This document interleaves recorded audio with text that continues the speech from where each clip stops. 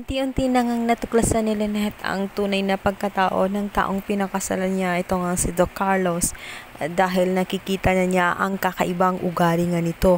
Masyado itong bossy, gustong-gusto lagi na siya ang masusunod at gumagawa ng desisyon kahit hindi nagkukonsulta dito kay Lynette.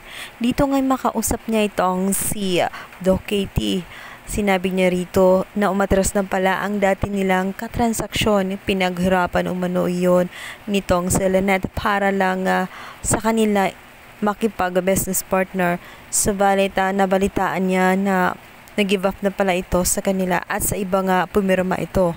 Naman ipinagtaka nga nitong si Doc Katie kung bakit nangyayari yun. Nakita nga niya nga ito nga si Lynette porsigidong na makatransaksyon na ang mga taong iyon. So bakit hinayaan niya na mawala ang mga iyon?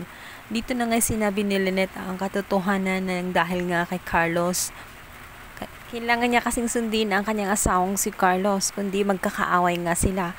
Ipinagtaka naman ni Doc Katie kung may emergency ba daw itong kanyang asawa, bakit kailangan na siya ay magibui at siya ang dapat unahin.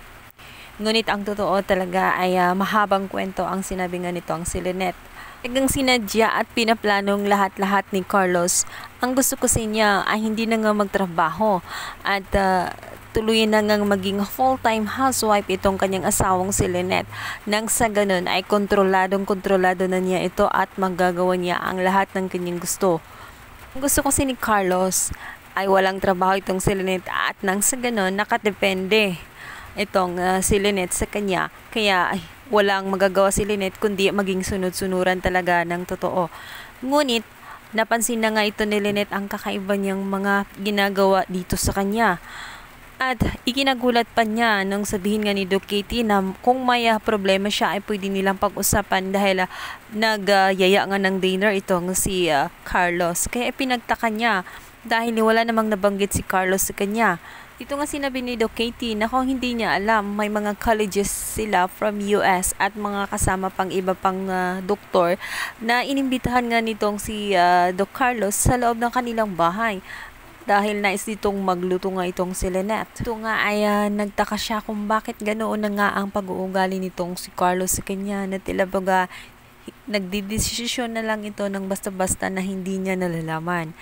Nang pumasok na nga ito sa kanyang office, dahil na may hinatid nga ito ng coffee, dito na nga niya ikinuwento na dito nga ay sinabi niya na nagiya pala siya ng dinner ng mga kasamahan niya ay hindi niya alam at nalaman lang niya ito kay Doc Katie.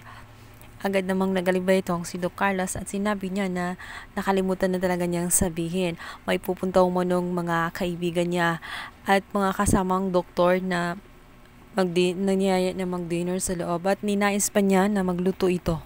Kaya naman dito nga nag-alangan nga itong si Lynette at sinabi niya na kung po pwede ay magluto at bumili na lang sila ng lutong pagkain.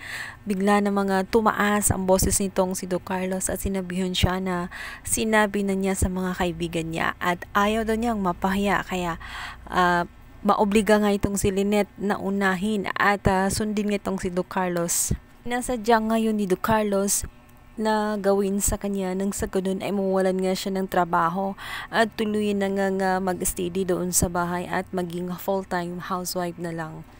Diyan ang napaka-bossy nitong si Carlos. Hanggang kailan kaya matitiis ni Lynette ang ganitong ori ng setup at makakayanan ba niya na maging isang full-time housewife at kakayanin ba niya na pakisamahan ng matagal ang ganong uri na lalaki na tila baga siya lang ang nasusunod at hindi nire-respeto